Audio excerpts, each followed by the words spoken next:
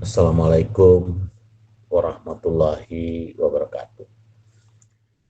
Selamat berjumpa kembali dengan saya dalam topik dramaturgi, merupakan eh, bagian dari perkuliahan dramaturgi mahasiswa seni drama, tari dan musik Universitas Negeri Surabaya, khususnya di Fakultas Bahasa dan Seni.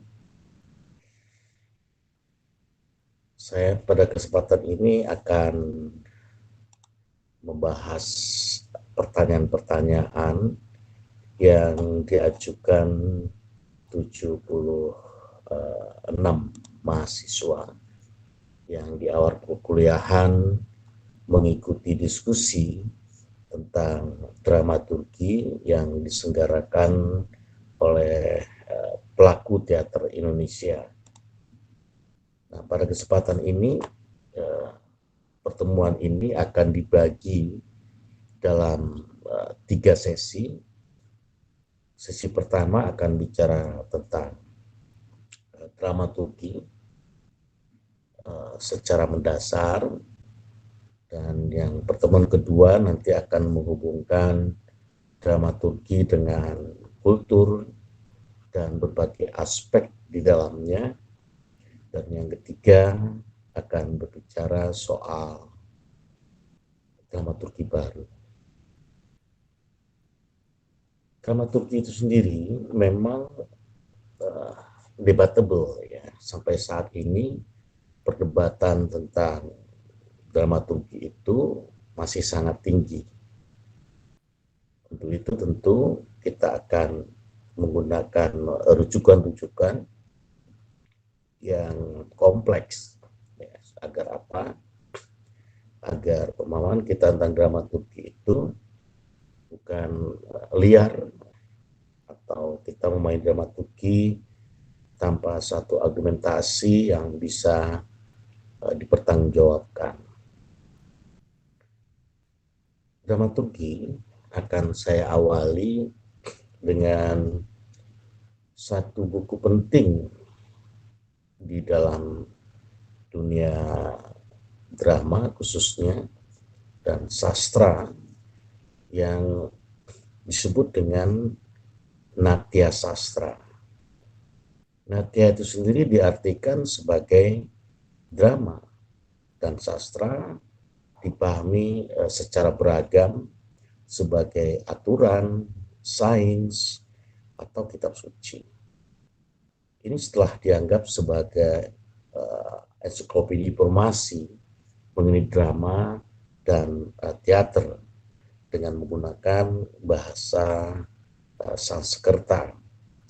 Ada perbedaan beberapa peneliti untuk menyebut tanggal awal atau tahun awal dari Natya Sastra ini. Ada yang menyebutkan 500 tahun sebelum Masehi, ada yang menyebut sebagai munculnya di 200 tahun sebelum Masehi. Begitu juga dengan pengarangnya. Ada yang mengatakan Bharata Muni, ada juga yang mengatakan banyak pengarang di dalamnya. Kalau kita lihat asal usulnya, memang Natya Sastra ini merupakan tulisan yang diperintahkan oleh Brahma, yang ditujukan kepada Bharata dan kemudian juga putra-putranya untuk mempelajari seni, dibantu dalam acting dan tarian, bidadari gitu, dan pemusik ya mengiringi para pemain. Jadi ada unsur teater, ada unsur tari, dan ada unsur musik di dalamnya. Natya Sastra sudah menggambarkan itu jauh sebelum era Masehi. Ini tentu menurut saya satu kumpulan catatan atau buku atau narasi yang berjalan atau berlangsung sangat lama, berisi 36 bab, dan tentunya ini merupakan catatan penting buat kita, bagaimana unsur Bharata, Brahma, dan dewa-dewa yang di masa itu memiliki kekuasaan penuh di dalam membangun kehidupan sehari-hari. Selain natya sastra, kita juga mengenal atau paling umum dikenal adalah dramaturgi yang dibangun oleh Aristoteles dengan konsep ruang, waktu, dan tindakan atau peristiwa. Dalam dunia tari sebagian juga ada yang menyebutkan dramaturginya ruang, waktu, dan tenaga. Ini dapat kita golongkan ke dalam dramaturgi klasik. Ya, dramaturgi klasik. Nanti pada sesi yang ketiga kita akan membahas di mana perbedaan-perbedaan itu terjadi dan bagaimana perkembangan-perkembangan itu dibangun oleh banyak dramaturg, ya. Terutama kita mengenal ada Maren van Kerkhoven yang bahkan memunculkan istilah dramaturgi penonton, dramaturgi ruang, dan sebagainya. Kalau kita melihat asal mula dramaturgi itu lebih kepada bagaimana keseluruhan aktivitas yang disebut sebagai ritual, di mana di sana terkandung unsur-unsur nyanyian, tarian, doa, puji-pujian, harapan-harapan, membangun cara hidup manusia pada masa itu. Kita mengenal bahwa bagaimana dramaturgi itu muncul sebagai bagian dari manusia untuk bertahan hidup, atau dikenal dengan survival of fittest. Jadi manusia bagaimanapun harus memberikan kontribusi kepada orang lain untuk bisa bertahan hidup. Misalnya bagaimana seseorang mencoba untuk mendapatkan makanan dengan menanam, dengan berburu. Nah, disitulah akar dramaturgi itu muncul sebagai upaya untuk manusia bertahan hidup. Dan dunia kontemporer kita, tujuan ini juga bisa kita lakukan atau kita jadikan patokan di dalam dramaturgi. Kalau di dalam era-era Aristoteles atau era-era Yunani kuno atau India kuno, kita mengenal bahwa mempertahankan hidup itu adalah menanam dan berburu atau membuat imitasi pada binatang tertentu untuk dapat berburu misalnya. Nah, pada masa-masa katakanlah abad-abad 20, 21, atau mungkin bisa kita urut ke belakang ya, sampai era pencerahan misalnya, problematika hidup itu demikian kompleks. Kita mulai mengenal banyak ilmu, pengetahuan, kita mengenal banyak filsafat yang muncul, kita mengenal banyak cara-cara hidup baru yang kemudian mendorong manusia untuk mengantisipasinya, yang tentunya berbeda di masa-masa sebelumnya. Di istilah sutradara saja pada masa era Yunani itu lebih dimaknai sebagai didaskalos gitu atau pendidik gitu ya. Sekarang sutradara juga dimaknai jauh lebih kompleks. Dia adalah pendidik, tetapi dia juga adalah perajut dari satu unsur-unsur yang terdapat di dalam satu seni pertunjukan atau di dalam teater. Ya, jadi sutradara itu tidak hanya sebagai seorang yang mendidik, tidak hanya sebagai dukun gitu ya, yang mengobati orang, karena pada masa-masa itu pertunjukan berhadapan dengan magic-magic yang tidak bisa dihindari. Jadi ketika menghadapi pertunjukan dibutuhkan eh, katakanlah persekutuan atau berdamai dengan dunia-dunia magic. Saya pikir hal itu sekarang sudah memudar ya, terutama di era milenial ini orang melihat dunia magic itu sebagai satu kenyataan yang secara perlahan dia akan mundur atau menghilang gitu. Meskipun dia tidak menghilang sama sekali karena kita masih menemukan kekuatan-kekuatan magis itu mempengaruhi kehidupan di sekitar kita.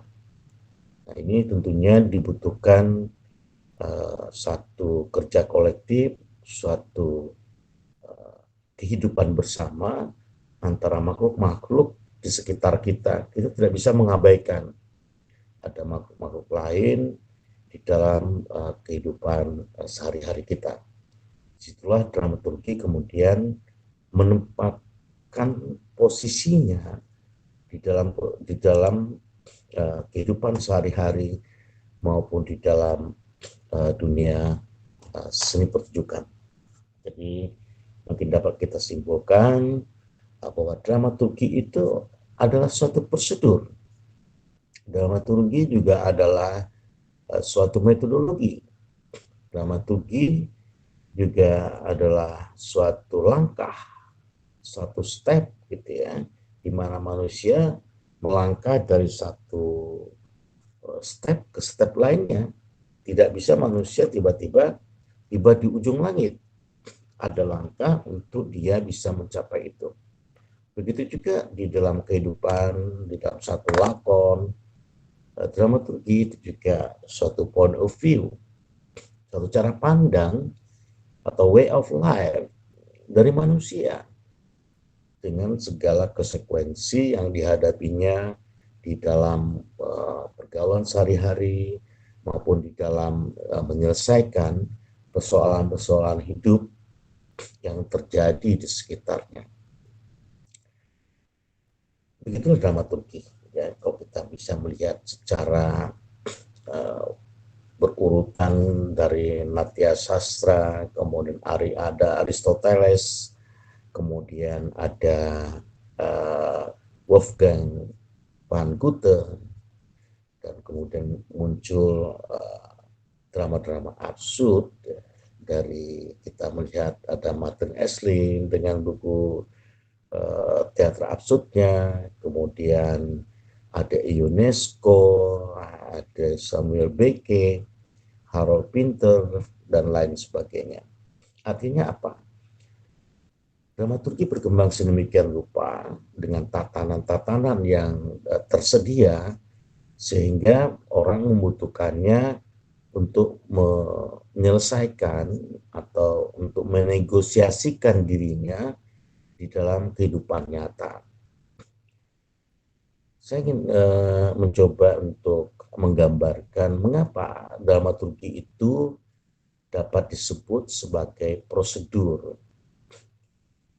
Di dalam kehidupan sehari-hari maupun di dalam kita mencoba untuk memahami suatu narasi tertentu, suatu cerita tertentu, tentu kita akan mulainya dari bagaimana narasi itu mengawali sesuatu. Misalnya orang makan. Tentu ada persiapan untuk menyediakan makanannya, kemudian menyantap makanan itu dengan cara-cara tertentu.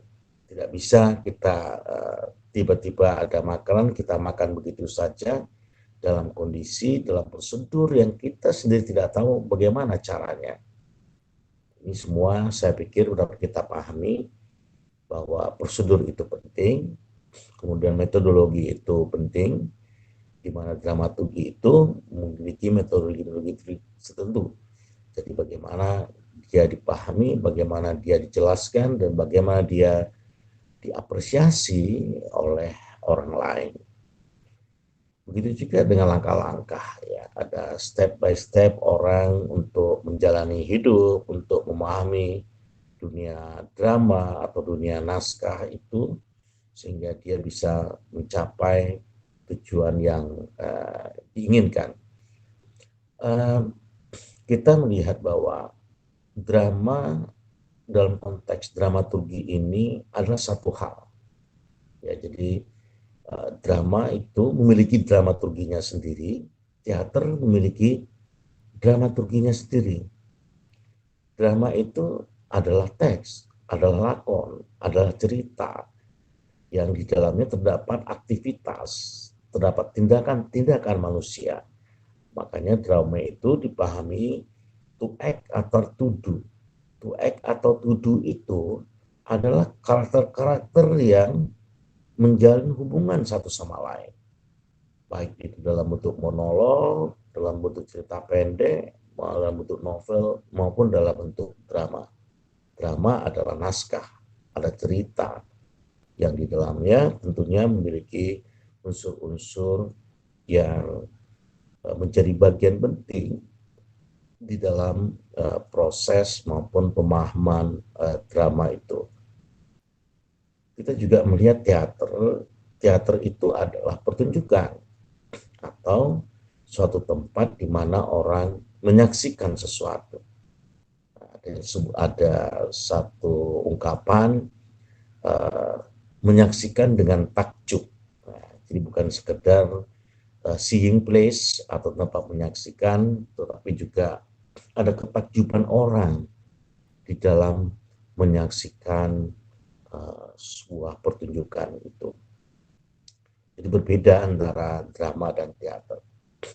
Nah, kehadiran dramaturg itu suatu hal yang spesifik, ya, di mana keberadaannya bisa dibilang setara, bisa dibilang partner dari sutradara maupun aktor. Memang perbedaan pendapat, perselisihan sangat mungkin terjadi di dalam tubuh pertunjukan yang terdapat dramaturg di dalamnya, terdapat sutradara, aktor, maupun penata artistik. Perdebatan itu hal yang biasa. Lalu bagaimana penyelesaian perdebatan yang terjadi di dalamnya? Kita harus kembalikan kepada tujuan mengadakan suatu pertunjukan. Jika di era Yunani kuno itu survival of fittest-nya adalah menanam tumbuh-tumbuhan, juga kemudian melakukan imitasi untuk bisa berburu, ya, mendapatkan makanan-makanan dengan berburu, maka di era sekarang ini atau sejak era pencerahan, kita diharapkan pada problematika yang tentunya kompleks gitu ya. Manusia menghadapi dengan filsafat-filsafat tertentu, berhadapan dengan ilmu-ilmu tertentu, ya, kita berhadapan dengan problematika yang kemudian kompleksitasnya bisa merujuk pada kepentingan-kepentingan ilmu pengetahuan. Ya. Jadi antar sutradara maupun dramaturg, ya, orang yang memiliki kompetensi dalam suatu kehidupan yang mungkin berbeda dengan yang dipahami oleh sutradara, oleh aktor, penata artistik, atau penontonnya. Disinilah kemudian dramaturg menjadi bagian penting di dalam uh, memosisikan dirinya sebagai partner dari sutradara, aktor maupun penata artistik. Jadi perbedaan pendapat itu janganlah sampai pada tingkat tidak tegur sapa gitu ya, atau kemudian pertunjukannya itu uh, tidak dibangun dengan spirit ya untuk bagaimana membangun manusia menjadi lebih baik, menjadi lebih kuat, ya, kemudian menjadi manusia bisa menyelesaikan masalah-masalah yang dihadapinya. Saya pikir itu gambaran dasar dari dramaturgi. Kemudian ada yang bertanya soal apa tugas atau peran yang sebenarnya seorang dramaturg dan apa yang dimaksud dengan dramaturgi mimesis. Nah, ini sebenarnya akan kita bicarakan secara spesifik pada sesi ketiga, tapi baiklah, saya akan menjawabnya dengan mengatakan bahwa posisi dramaturg adalah sisi lain dari pandangan-pandangan yang artistik, pandangan yang estetik, ya. Seorang dramaturg lebih bertugas atau berperan untuk membangun ide-ide yang tidak dimiliki oleh sutradara atau dimiliki sutradara, tapi dia punya perspektif yang berbeda. Perspektif yang berbeda. Ini yang harus dipahami. Dan dramaturgi yang mimesis itu termasuk sebagai dramaturgi klasik ya, seperti yang kita bicarakan tadi di dalam dramaturgi Aristotelian maupun dramaturgi yang dibicarakan di dalam Natya Sastra.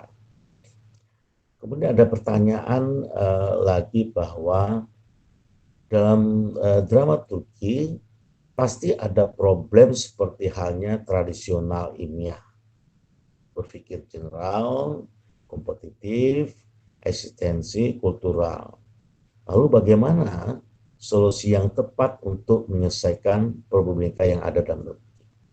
Tadi sudah kita bicarakan bahwa kita harus memiliki tujuan yang sama. Kita harus punya capaian yang sama agar apa? Agar yang kita bangun, ya, baik itu dalam tradisi ilmiahnya maupun dalam berpikir, dalam bangun kompetisi, eksistensi, kultural, sehingga dia punya satu jalan yang sama sehingga pertunjukan itu menjadi arah atau memiliki arah yang diharapkan bersama. Jadi bukan berarti ini merupakan penyamarataan, tetapi adalah sebuah konsepsi untuk mencapai atau menghindari suatu perdebatan yang disebut sebagai debat kusir gitu ya. Jadi argumentasi untuk mencapai tujuan bersama itu harus benar-benar dibangun sehingga masing-masing komponen di dalam pertunjukan itu memiliki gagasan-gagasan yang konstruktif untuk suatu pertunjukan yang diinginkan. Jadi itu untuk pertanyaan tentang tugas atau peran seorang dramaturg dan tentang dramaturgi mimesis yang secara mendalam nanti akan kita bicarakan dalam sesi ketiga. Nah, ada pertanyaan tentang kan di masa pandemi seperti ini semua kegiatan diadakan secara virtual. Maka bagaimana cara interaksi sosial atau pendekatan pada masyarakat tentang dramaturgi? Dan bagaimana cara membuat masyarakat atau kalangan muda tertarik dengan dramaturgi? Nah, ini sebenarnya juga akan kita bicarakan pada sisi ketiga, tapi secara umum saya ingin mengatakan bahwa dunia virtual itu memiliki dimensi yang berbeda, ya, memiliki langkah-langkah yang berbeda. Karena apa? Karena dia memasuki satu media baru, ya, media baru atau media yang berbeda ketika eh, kita berada di masa yang bukan pandemi. Misalnya panggung, ya, suatu panggung pastilah memiliki konsekuensi di mana penonton itu berhadapan langsung, face to face dengan pertunjukan, dengan aktornya, di mana dia bisa melihat secara kasat mata. Berbeda dengan pertunjukan yang bersifat virtual, ada mediasi. Ya, ini nanti yang kita bicarakan di sesi ketiga, atau pernah dibicarakan di dalam kuliah minggu teater yang sudah saya tayangkan, di mana ada mediasi, di mana saya misalnya berhadapan dengan uh, penonton yang menyaksikan saya secara virtual ini, ada mediasi antara saya dengan uh, pemirsa gitu. Ya, pemirsa tidak tahu posisi kaki saya, tidak tahu raut saya yang mungkin kelihatan gembira gitu ya, tapi sedih misalnya. Ya, karena apa? Karena ada jarak, ada mediasi. Nah, di sini kemudian terjadi remediasi. Apa itu remediasi? Remediasi itu adalah kita kemudian mendekatkan diri. Ya, ada penyatuan media, ada perasaan, ada eh, keyakinan bahwa kita berada dalam satu tatapan yang sama. Ya, teman-teman melihat saya melihat teman-teman yang sedang berada entah di mana dan entah mengapa gitu ya. Nah, jadi ada remediasi. Nah, ini yang menurut saya nanti akan kita bicarakan lebih jauh di sesi ketiga, atau silakan menyaksikan topik teater virtual bukan teater pandemi yang sudah saya tayangkan sebelumnya. Kemudian pertanyaannya, bagaimana cara membuat masyarakat kalangan muda tertarik dengan dramaturgi? Sebenarnya bukan soal tertarik atau tidak tertarik ya. Menurut saya lebih kepada bahwa ada kesadaran ya, bahwa dalam kehidupan kita itu ada dramaturgi di dalamnya. Kita tidur, kemudian bangun, ada dramaturgi di dalamnya. Ada urutan-urutan yang kita lalui, ada prosedur yang kita lalui, ada metode kita bangun ya, yang kita pelajari dari berbagai sumber bacaan, bahwa tidur itu harus begini, harus begitu, ya, bangunnya harus begini dan begitu, ya. Aturan-aturan itulah yang kemudian kita kenal dengan dramaturgi, ya, karena dia berkaitan dengan tindakan-tindakan, perbuatan-perbuatan yang terjadi dalam kehidupan sehari-hari kita. Itu untuk pertanyaan yang berkaitan dengan cara membuat, adalah kita harus menyadari bahwa kehidupan kita ini adalah bagian dari kita memahami disiplin dramaturgi itu. Jadi kalau ada yang mengatakan hidup ini adalah panggung sandiwara, tidak salah ya, karena memang dalam kehidupan ini ada tindakan-tindakan, ada sesuatu yang kadang-kadang kita sembunyikan ya. Mungkin kita punya masalah di dalam rumah tangga, dalam kehidupan sehari-hari, kita akan selalu menyembunyikannya, yang oleh Grotowski disebut topeng-topeng ya. Kita muncul dengan topeng-topeng karena ada sandiwara di dalamnya. Ada upaya kita menutupi sesuatu yang mungkin orang lain tidak mengetahuinya, apa sebenarnya yang terjadi pada diri seseorang. Itu cara kita untuk bagaimana kalangan muda ini bisa memahami hidupnya dengan kenyataan-kenyataan yang harus dia hadapi tanpa harus menghindar atau menjauh dengan cara-cara yang tidak logis atau dengan cara-cara yang bisa menyesatkan dirinya gitu ya. Itu saya pikir perlu dilakukan oleh kalangan muda kita. Kemudian uh, uh, di sini saya pikir sudah kita jawab soal apa yang dimaksud dengan dramaturgi. Kemudian apa penyebab tidak memiliki tradisi ilmiah yang kuat akan menghambat dramaturgi? Dan tradisi ilmiah seperti apa yang dimaksudkan dalam dramaturgi untuk menjadi tidak terhambat lagi? Nah, ini saya pikir pertanyaan yang sebenarnya sudah menjadi bagian dalam pembicaraan, dalam diskusi yang diselenggarakan oleh pelaku teater Indonesia. Ya, mengapa tradisi ilmiah itu penting? Ya?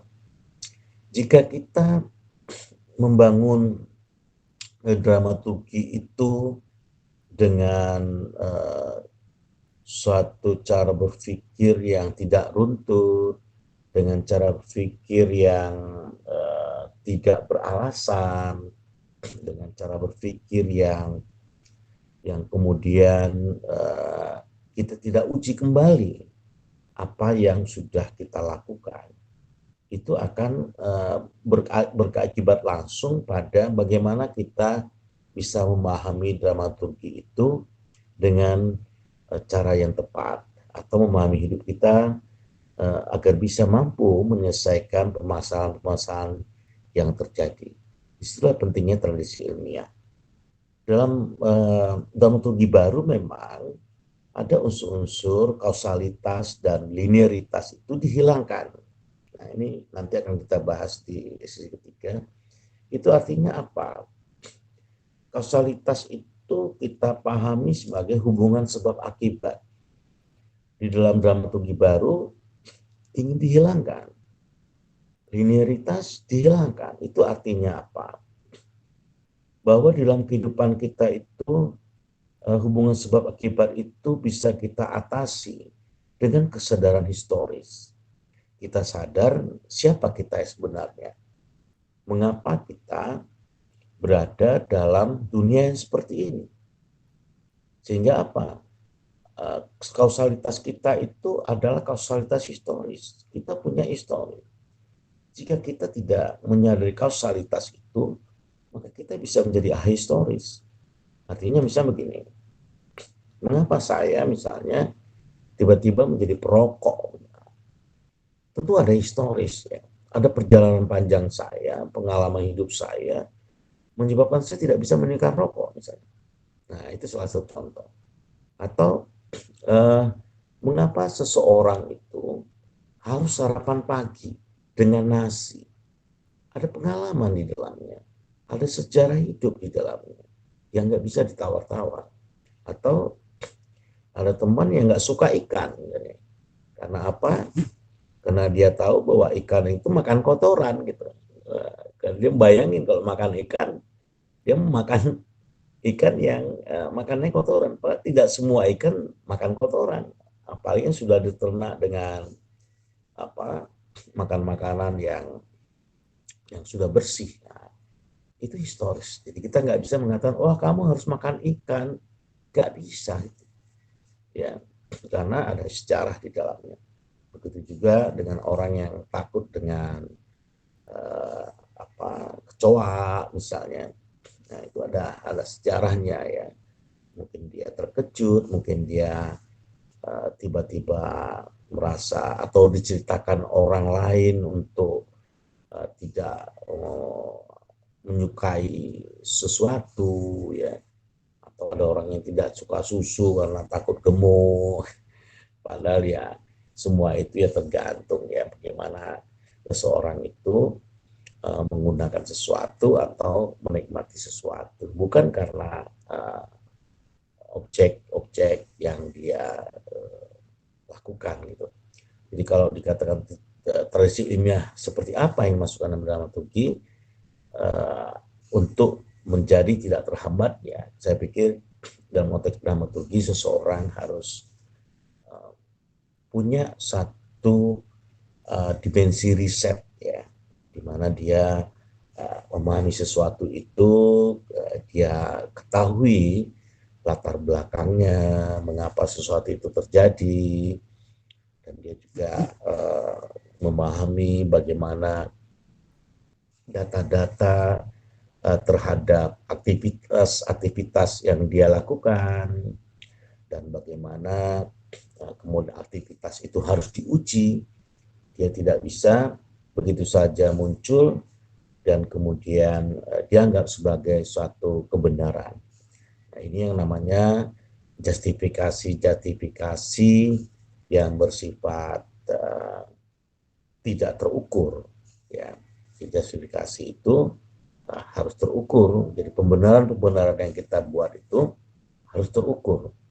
Nah, ini yang dimaksud dengan konteks kausalitas atau konteks tradisi ilmiah, ya.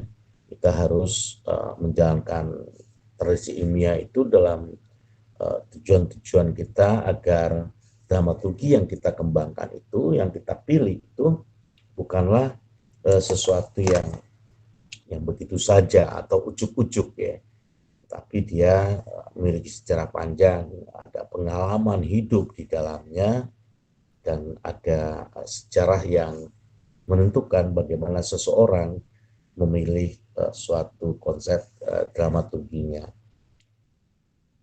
Kemudian ada pertanyaan lagi tentang ini nanti sesi ketiga. Saya pilih pertanyaan yang berkaitan dengan apa yang kita bicarakan saat ini. Cara apa yang bisa diterapkan untuk mempertahankan objektivitas kritis pada diri sendiri? Nah, cara apa yang bisa diterapkan agar kita bisa mempertahankan objektivitas kritis? Yang pertama tentunya kita harus mengukuhkan diri kita dulu sebagai manusia yang bukan menjalani sesuatu untuk kepentingan diri kita sendiri. Kita hidup bersama orang lain. Jadi kalau kita melihat sesuatu, ya kita harus memperhitungkan, ya, bagaimana tingkat objektivitas kritis diri itu, ya, objektivitas kritis itu ada pada diri kita dan orang lain. Jadi orang lain adalah pihak yang juga berada dalam diri kita. Kita tidak bisa memisahkan orang lain di dalam diri kita. Kalau kita sudah memisahkannya, kita melihat orang lain bukan adalah potret diri kita juga, maka objektivitas kritis pada diri sendiri akan hilang dengan sendirinya. Ya, jadi cara apa yang bisa diterapkan untuk mempertahankan tingkat objektivitas kritis pada diri sendiri adalah menyadari adanya orang lain. Dan tentunya dalam aspek yang lain, kita menyadari bahwa manusia adalah ciptaan Tuhan dan kita adalah juga ciptaan Tuhan, dan kita menghargai setiap ciptaan Tuhan itu sendiri. Itu mungkin agak ke makrifat gitu ya. Tapi pada intinya memang kita harus saling menghargai satu sama lain. Nah, ini pertanyaan ini selanjutnya ini lebih ke untuk sesi kedua. Bagaimana cara untuk menghadapi apabila di sekitar kita terdapat orang yang dianggap terlalu dramatis. Lalu bagaimana cara kita ketika di dalam suatu diskusi terdapat perbedaan sehingga menimbulkan konflik dengan orang yang dramatis tersebut. Nah, ini berkaitan dengan dramatisasi, ya. Dalam sepak bola itu dramatisasi semacam itu dapat kartu kuning, kemudian dapat kartu merah, ya, dalam sepak bola, ya. Nah, dalam kehidupan sehari-hari tentu juga ada sikap, ya, kita untuk memberikan kartu kuning dan kartu merah gitu kepada orang-orang yang dramatis gitu ya. Dramatis itu mengada-ada ya. Mendramatisir gitu ya, sesuatu yang tidak sebenarnya atau berpura-pura gitu ya. Nah, menghadapi karakter-karakter semacam ini, ya kita harus menghindar atau menciptakan satu situasi yang tidak dramatis. Kita harus menunjukkan kenyataan-kenyataan, realitas-realitas yang seharusnya dihadapi oleh seseorang. Ya. Nah, kalau kemudian dia menimbulkan konflik, ya, kita tentu harus menjelaskan, ya, menggunakan logika-logika yang kita miliki untuk membantah atau menghadapi situasi-situasi dramatis itu. Tentunya tidak untuk tujuan merendahkan orang lain, tetapi untuk memosisikan kebenaran itu sendiri. Jadi kalau bagaimana cara menghadapi orang-orang yang dramatis, nah kita harus menggunakan logika yang tepat, argumentasi yang dapat dipertanggungjawabkan, sehingga konflik terhadap orang-orang dramatis semacam itu dapat kita hindari. Jika masih terjadi hal semacam itu, tentu kita harus menjauh juga ya. Kita tidak bisa hidup dalam dunia yang pura-pura itu. Ya. Dunia pura-pura, dunia mendua itu adalah dunia munafik. Ya. Kita tentu tidak ingin hidup dalam kemunafikan. Ya. Orang yang mendua, orang yang berkata A, besoknya berkata B, nah, itu orang munafik. Jadi bukan orang-orang yang dramatis lagi. Nah, kalau pada tingkat munafik itu yang kita hadapi, ya kita harus menghindarinya, menjauh. Ya, jangan sampai kita hidup di dalam komunikasi semacam itu. Atau orang-orang yang penuh dengan ambiguitas, ya, kemenduaan. Satu sisi ngomong A, besoknya ngomong B, ya, itu harus kita hindari. Kemudian jika saat pementasan satu drama, tanpa kita tahu atau disengaja ada hal buruk terjadi ke penonton atau terjadi suatu masalah, lantas kita harus bagaimana? Tetap dilanjutkan atau berhenti terlebih dahulu? Nah, tentunya kita akan melihat hal buruk seperti apa yang terjadi ke penonton.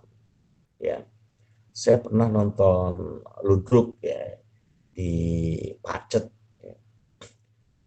Dalam ludruk itu ada campur sarian dengan tanda-tanda yang berjoget gitu ya. Nah, tiba-tiba ada seorang istri yang marah, suaminya ikut joget dengan tanda-tanda gitu. Dia melempar suaminya dengan batu dan mengenai tentunya tanda-tanda di situ. Kemudian sang suami disuruh turun oleh tanda-tanda itu, disuruh turun. Kemudian sang suami turun, kemudian ngobrol sama istrinya, lalu dia naik lagi. Nah, ini saya tidak tahu apa yang diucapkan oleh sang suami tadi. Nah, sang istri kemudian tetap marah, lempar-lempar lagi, lempar-lempar batu lagi ke atas panggung. Nah, diketahui kemudian oleh yang punya hajat. Kemudian yang punya hajat mendatangi si laki-laki, mendatangi si perempuan dan mengajaknya pulang. Ya. Karena tetangganya sendiri ya. Jadi kalau kasusnya seperti itu, hal buruk itu di mana terjadi pertengkaran antara penonton dengan keluarganya dalam pertunjukan, maka dia harus dibawa pulang ya. Jangan sampai pertunjukan itu terganggu oleh adanya percekcokan ya antara penonton misalnya. Kemudian hal buruk apa lagi ya? Di sini tidak ada contoh ya hal buruk kepada penonton untuk bisa pertunjukan itu dilanjutkan. Nah, jika terjadi protes dari penonton misalnya, penonton tidak menyukai pertunjukan itu karena ada apa ya, ada karakter-karakter yang bertentangan dengan penonton, tentu uh, pertunjukan bisa dihentikan ya jika kemudian masalah dengan penonton itu substansinya kepada pertunjukan.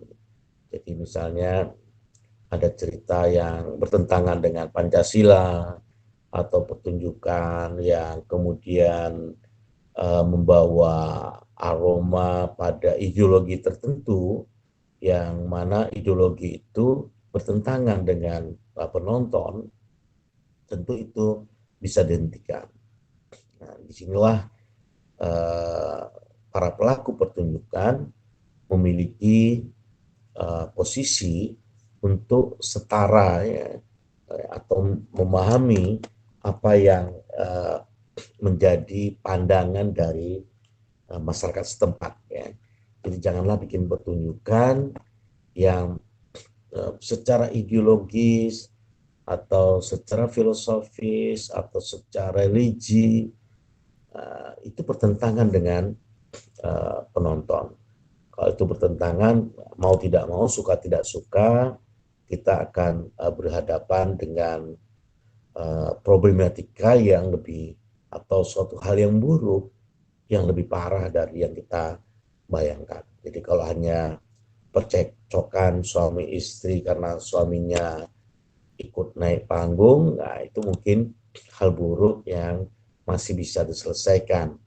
Tapi kalau itu berkaitan dengan ideologi, ya berkaitan dengan perseteruan yang lebih besar dalam mindset-mindset di masyarakat atau substansi pandangan sosial di masyarakat atau agama apalagi, tentu itu harus dihentikan.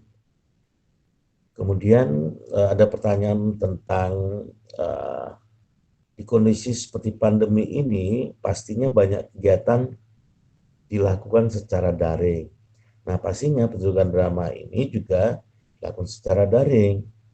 Apakah penonton bisa mendapatkan pesan dan kesan yang disampaikan pada pertunjukan tersebut? Nah, pesan dan kesan itu tidak ditentukan oleh medianya. Ya, karena tadi kita ceritakan ada media baru itu ada proses mediasi dan remediasi. Bahkan kalau dalam konteks media baru itu orang bisa nonton kapan saja. Jadi dia merasa hari ini nontonnya pengen sambil tiduran, dia bisa mendapatkan pesan dari relaksasi yang dia lakukan. Nah, kalau dia misalnya di gedung pertunjukan yang live, dia tidak bisa bersikap sesuka hati, justru di media daring itu atau media baru atau dengan virtual mereka bisa lebih rileks. Jadi pesannya juga akan lebih mudah dan akan dapat dicapai sebagaimana mestinya ya. Jadi unsur pesan dan kesan itu tidak ditentukan oleh medianya, tapi bagaimana menggunakan media itu agar pesan dan kesan itu bisa tercapai. Jadi walaupun pertunjukannya live, luring ya, atau luar jaringan, ya bisa jadi pesan dan kesannya juga tidak tersampaikan. Itu sangat mungkin juga. Jadi tidak tergantung oleh medianya gitu.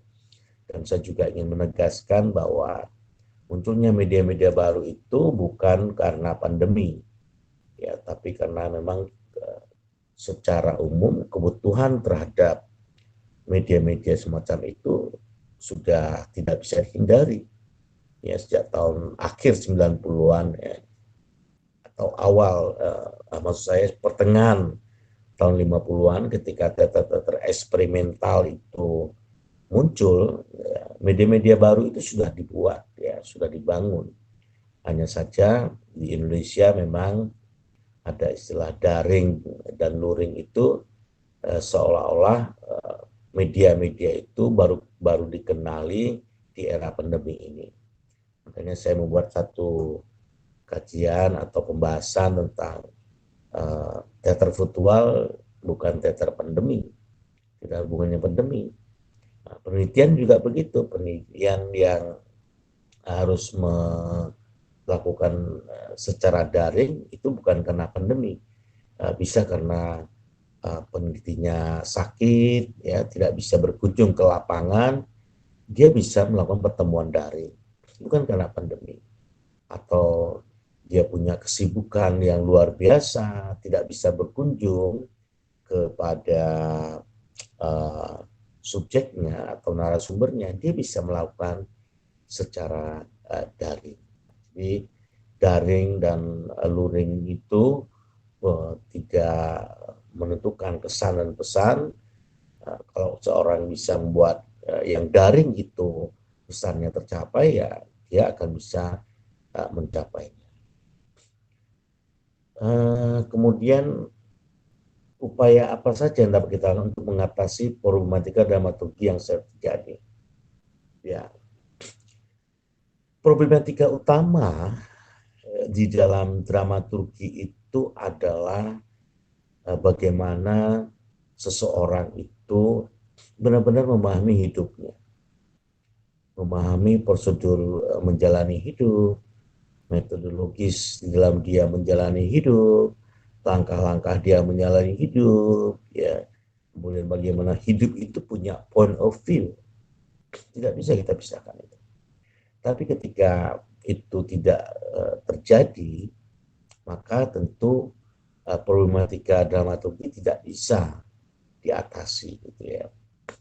Tapi kalau yang dimaksud ini yang sedang terjadi dalam konteks virtual misalnya, maka problematika dramaturgi itu bisa diselesaikan dengan memiliki pengetahuan yang cukup terhadap media itu. Misalnya sekarang saya berada di teman-teman, saya mungkin belum memiliki pengetahuan yang cukup tentang media virtual ini. Mungkin tidak punya pengetahuan yang cukup. Sehingga mungkin ya pesan dan kesan yang saya sampaikan mungkin belum begitu maksimal karena ketidakmampuan saya atau pengetahuan saya tentang media itu belum belum sebaik ya mereka yang punya kemampuan di dalam media virtual. Ya saya awal-awal membuat edisi YouTube itu ada teman yang memberikan masukan, mungkin tatapan mata, eye contact saya, kemudian juga sebaiknya interaktif gitu ya, tidak melalui apa rekaman dan sebagainya supaya nah ini juga menurut saya suatu hal yang uh, apa ya, yang harus dijalani. Tapi karena pengetahuan saya yang belum cukup tentang dunia virtual itu, bagaimana menciptakan interaksi melalui media-media daring, ya, sehingga mungkin kesan dan pesannya belum tercapai sebagaimana mestinya. Artinya orang masih perlu menyaksikan beberapa kali baru paham tentang apa yang saya sampaikan. Nah, jadi ada unsur itu yang tidak bisa dihindari soal problematika itu. Jika problema sudah diatasi, upaya apa saja yang harus kita lakukan agar mencegah munculnya kembali? Ya, ini tentunya yang namanya pengetahuan itu harus dijalani terus-menerus. Kalau misalnya kita sudah menjalani suatu kerja virtual, kita harus pelajari terus-menerus. Tidak bisa kita cepat merasa puas, apalagi sampai putus asa dengan ketidakmampuan kita misalnya. Dan saya misalnya putus asa, nggak usah aja gitu. Wah, bagaimana proses pembelajaran bisa terjadi? Nah, itu menurut saya untuk penjaga musuhnya kita harus terus belajar, jangan cepat merasa puas, dan jangan putus asa. Terus upayakan cari jalan terbaik agar media daring itu bisa semakin sempurna atau kita bisa mencoba untuk menemukan cara-cara terbaik dalam media daring itu, atau pertunjukan daring atau pertunjukan virtual. Kemudian ada pertanyaan, apakah yang dimaksud dengan menetapkan dan mempertahankan tingkat objektivitas kritis? Ya, tadi sudah ada yang bertanya soal objektivitas kritis, ya, di mana kita memang harus saling memahami, ya, satu sama lain. Saudara harus memahami aktornya, aktornya harus memahami sutradaranya, saudara harus memahami dramaturg, dramaturg juga harus bisa memahami apa yang menjadi pemikiran-pemikiran dari sutradara, aktor, dan penata artistik. Jadi egoisme itu harus dijauhi, ya, sehingga objektivitas kritis itu bisa lebih terarah, bisa lebih kolaboratif daripada kemudian kompetitif, tetapi menyebabkan ada yang disingkirkan dari upaya mencapai tujuan. Nah, tadi kita sudah tegaskan di awal, perlu ada tujuan yang konkret, tujuan bersama. Jangan sampai tujuan sutradara berbeda dengan tujuannya dramaturg, ya nggak ketemu-ketemu, akhirnya menghambat proses suatu pertunjukan. Nah, bagaimana pencapaian tujuan itu? Ya, kita melihat kepentingan bersama, tidak kepentingan diri sendiri. Nah, ini yang dimaksud dalam mengembangkan komitmen yang mendalam pada pencipta itu bagaimana ya Pak? Terus contoh apa yang bisa diambil dalam penerapan tersebut? Komitmen yang mendalam, ya. Ya, mungkin berkaitan dengan tadi kita sampaikan, kalau di sini yang mendalam pada pencipta. Pencipta ini, yang dimaksud pencipta ini Tuhan, atau pencipta dalam konteks misalnya koreografer dengan penari, penari dengan dramaturg, atau pemusik dengan dramaturg, atau apa? Nah, ini pencipta ini siapa sebenarnya? Kita ambil dulu misalnya penciptanya ini adalah sesama kreator, ya, sama kreator. Jadi komitmen, ya, yang mendalam sesama kreator, maka tentunya seperti yang sudah kita jelaskan harus ada kajian kepentingan bersama, ya, kemudian kolaboratif, ya, untuk bisa mencapai tujuan itu, tidak saling menyalahkan, tidak saling tidak saling meniadakan, ya. Jadi satu perbedaan pandangan itu dicari solusinya sesuai dengan tujuan yang ingin dicapai. Nah, kemudian kalau berkaitan dengan pencipta itu adalah Tuhan, nah kita ini adalah makhluk hina, kita makhluk yang rendah, gitu ya. Kita ini diciptakan oleh Sang Pencipta, gitu ya. Maka tentu kita tidak bisa untuk mengatakan lebih tinggi ataupun kita merasa lebih tahu dengan yang menciptakan kita. Jadi komitmen untuk kita punya keyakinan mendalam pada pencipta itu adalah berserah diri. Ya, kita berserah diri kepada Sang Pencipta itu, dan kita mensyukuri semua yang diberikannya pada kita, dan kita selalu mohon ampun karena kita ini adalah makhluk yang tidak berdaya. Nah, ini kalau mengembang komitmen yang mendalam pada pencipta dalam pengertian Tuhan, ya. Kemudian pertanyaan selanjutnya,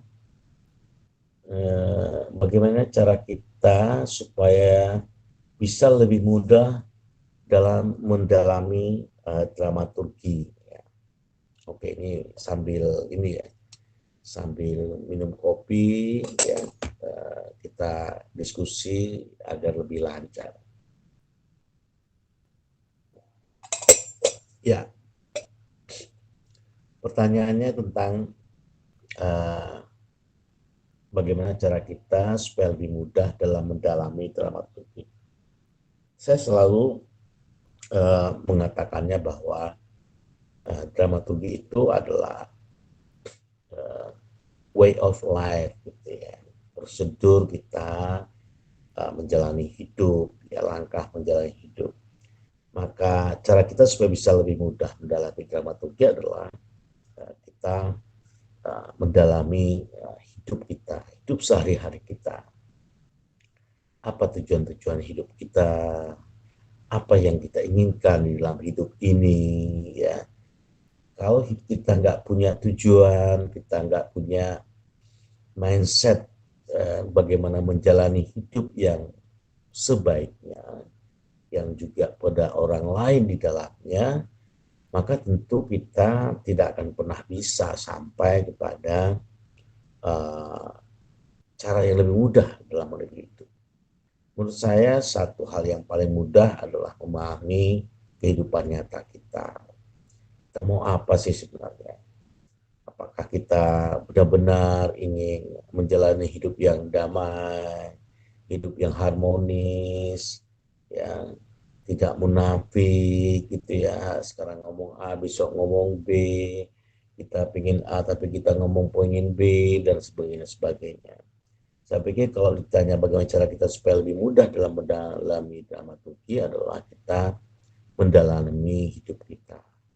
Kita akan lebih tenang, akan lebih damai, akan lebih lebih bisa survive ya dalam hidup itu jika kita benar-benar mensyukuri ya apa yang kini ditentukan pada diri kita. Nggak perlu kita mencari sesuatu yang tidak diberikan pada kita. Terimalah ya. Kita harus menerima kalau kita diberikan seperti ini, seperti itu kita terima. Nah, dalam konteks dramaturgi ini tentu ada usaha ya. Kita memang di dunia ini berusaha, harus ada usaha untuk kita bisa menghindar dari kemunafikan ya. Kita menghindar dari tindakan-tindakan yang bertentangan dengan lingkungan kita ya. Mungkin juga bertentangan dengan disiplin ilmu kita ya. Kita memperkaya disiplin kita, kemudian disitulah kita akan bisa mempermudah untuk mendalami dramaturgi itu. Jika kita seorang penari, seorang koreografer, kita anti dengan musik, anti dengan sastra, anti dengan filsafat, dengan anti dengan teater, dengan drama, tentulah kita semakin jauh ya.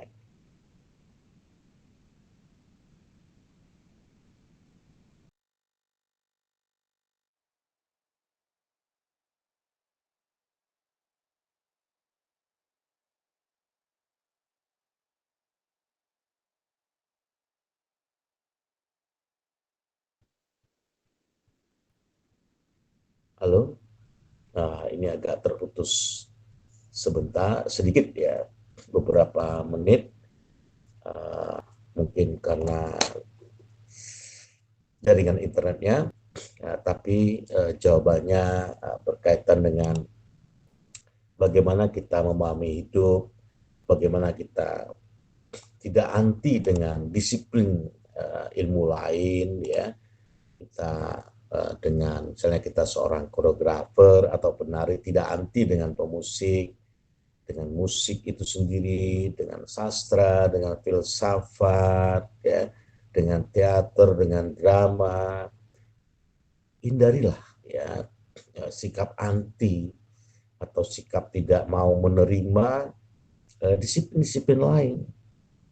Nah, kalau itu yang terjadi, kalau kita selalu menghindar dari disiplin ilmu yang lain, maka tentu kita akan kesulitan untuk mendalami dramaturgi. Di cara bermudahnya, kita selalu dekat dengan disiplin ilmu lain, apalagi disiplin seni, ya itu tidak bisa kita hindari. Jadi ada pameran seni rupa ya kita nonton, ada pertunjukan tari, musik, teater, kita nonton, ya. Ada apa? Ada karya sastra kita baca.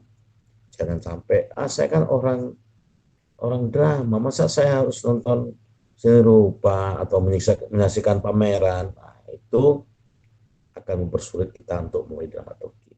Atau seorang penari, ngapain sih saya harus nonton pertunjukan musik? Nah, itu akan mempersulit kita memahami dramaturgi. Oke, kemudian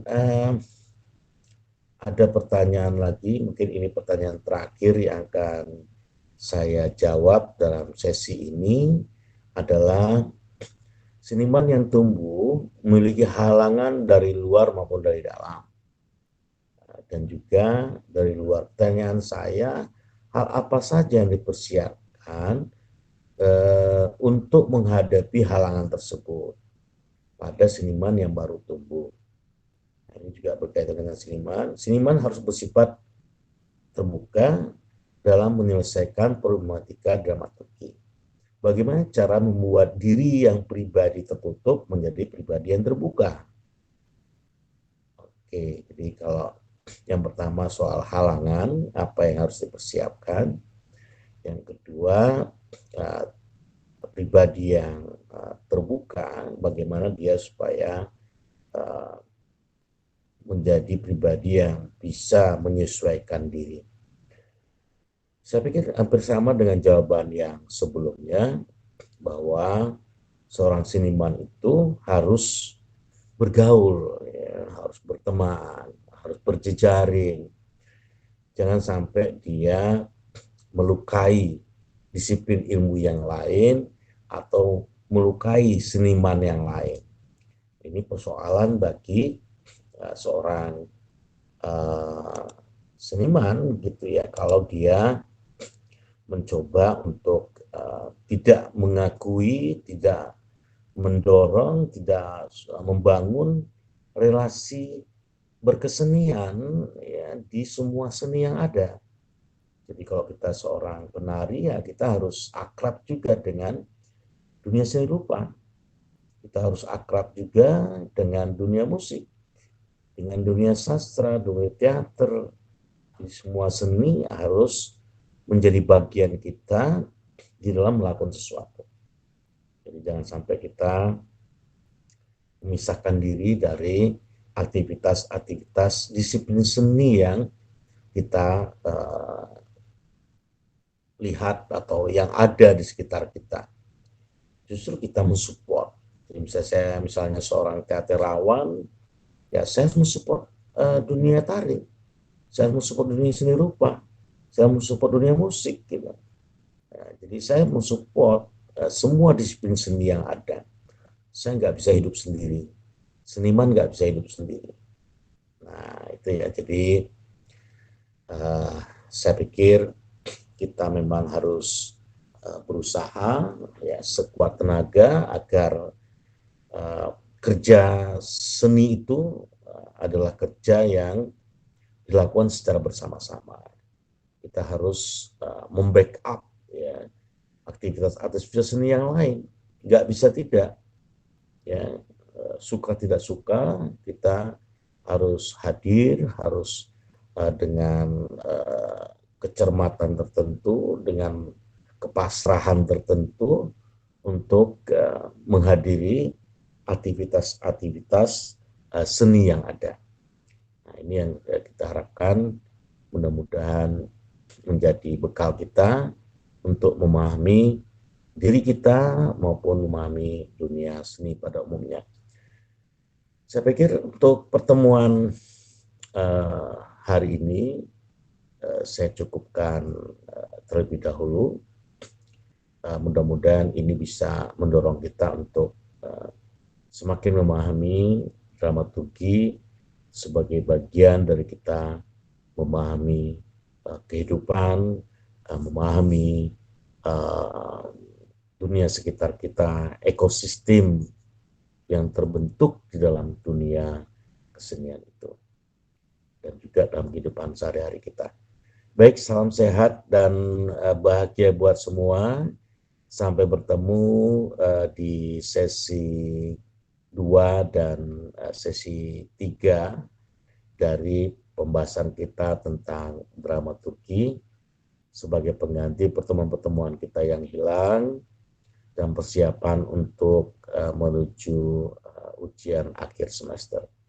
Tetap jaga kesehatan, sampai bertemu dalam sesi selanjutnya. Terima kasih. Wassalamualaikum warahmatullahi wabarakatuh.